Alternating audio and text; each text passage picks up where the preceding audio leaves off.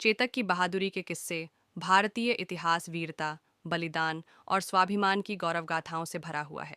इन्हीं गाथाओं में एक अविस्मरणीय नाम है चेतक का, महाराणा प्रताप का प्रिय और निष्ठावान घोड़ा। चेतक केवल एक पशु नहीं था, वह वीरता, वफादारी और बलिदान की मिसाल बन गया। चेतक का नाम आते ही एक ऐसा दृश्य आंखों के सामने उभरता है जिसमें स्वामी भक्त घोड़ा अपने घायल महाराणा प्रताप को युद्ध भूमि से सुरक्षित बाहर निकाल रहा है, स्वयं घायल होने के बावजूद। चेतक की यह बहादुरी उसे अमर बना गई।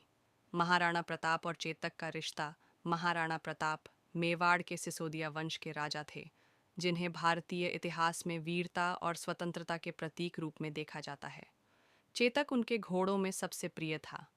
चेतक एक अत्यंत दुर्लभ नस्ल का नीला रंग का घोड़ा था, जिसकी चाल और ताकत अतुलनीय थी। प्रताप और चेतक के बीच का रिश्ता केवल स्वामी और सेवक का नहीं, बल्कि आत्मीयता, विश्वास और समर्पण का था। कहा जाता है कि चेतक महाराणा की हर बात समझता था और उनके हर इशारे पर चलने को तत्पर रहता था। हल्दी घाटी का युद्ध 1576 में महाराणा प्रताप और मुगल सम्राट अकबर की सेना के बीच हल्दी घाटी का युद्ध हुआ। यह युद्ध राजस्थान के हल्दी घाटी क्षेत्र में लड़ा गया था। अकबर ने मेवाड़ को अधीन करने के लिए राजा मान सिंह के नेतृत्व में विशाल सेना भेजी थी। दूसरी ओर महाराणा प्रताप ने सीमित संसाधनों के साथ वीरता से युद्ध किया। चेतक भी इस युद्ध में महाराणा प्रताप के साथ था। चेतक ने इस युद्ध में अपनी शक्ति, गति और समर्पण से सभी को चकित कर दिया। युद्ध के दौरान चेतक को एक टांग में गहरा घाव लगा, लेकिन फिर भी उसने महाराणा प्रताप को युद्ध भूमि से सुरक्षित स्थान तक पहुंचाया। वह कई फीट ऊंचे नाले को छलांग लगाकर पार कर गया, जो सामान्य घोड़े के लिए असंभव था। इसके बाद चेतक ने अंतिम सांस ली। चेतक की यह बलिदान भरी बहादुरी भारतीय इतिहास में अमर हो गई। नीमच की टुकड़ी से सामना। युद्ध के दौरान चेतक ने मुगल सेना के प्रमुख हाथी पर ऐसा आक्रमण किया कि हाथी डर के मारे पीछे हट गया। चेतक ने अपनी पिछली टांगों पर खड़े होकर महाराणा को हाथी के महावत के पास तक पहुंचाया। यह एक असाधारण घटना थी। घायल होते हुए भी दौड़।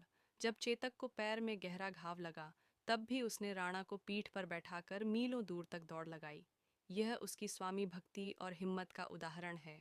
अंतिम छलांग। चेतक ने अपने प्राणों की परवाह किए बिना एक तेज बहते नाले पर छलांग लगाई और अपने स्वामी को मुगलों से दूर सुरक्षित स्थान पर पहुंचा दिया। इसके बाद उसकी मृत्यु हो गई।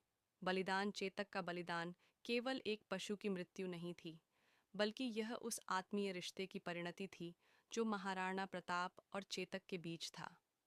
उसकी मृत्यु ने न केवल महाराणा को गमगीन किया, बल्कि पूरी मेवाड़ी सेना और जनता को भी शोक में डाल दिया। चेतक की समाधि आज भी राजस्थान के हल्दी घाटी क्षेत्र में स्थित है, जहां हर साल लोग उसकी बहादुरी को याद करते हैं। समाधि स्थल। चेतक की समाधि हल्दी घाटी के पास बालिथल में स्थित है। यह स्थल पर्यटकों और इतिहास प्रेमियों के लिए आकर्षण का केंद्र है। चेतक की बहादुरी पर कई कवियों और लेखकों ने कविताएं और गद्य रचनाएं लिखी हैं। श्याम नारायण पांडेय की प्रसिद्ध कविता चेतक की वीरता आज भी पाठ्यक्रमों में पढ़ाई जाती है। राजस्थान और उत्तर भारत में चेतक की वीरता के किस्से लोकगीतों के माध्यम से भी सुनाए जाते हैं। ये गीत चेतक को एक महावीर के रूप में चित्रित करते हैं। चेतक केवल इतिहास का हिस्सा नहीं है, वह भारतीय संस्कृति और वीरता की प्रतीक बन चुका है। उसकी कहानी बच्चों को साहस, वफादारी और आत्म बलिदान की प्रेरणा देती है। चेतक का नाम आज भी बहादुरी और निष्ठा का पर्यायवाची माना जाता है। चेतक की बहादुरी, उसकी स्वामी भक्ति और आत्म बलिदान भारतीय इतिहास की अमर गाथा है।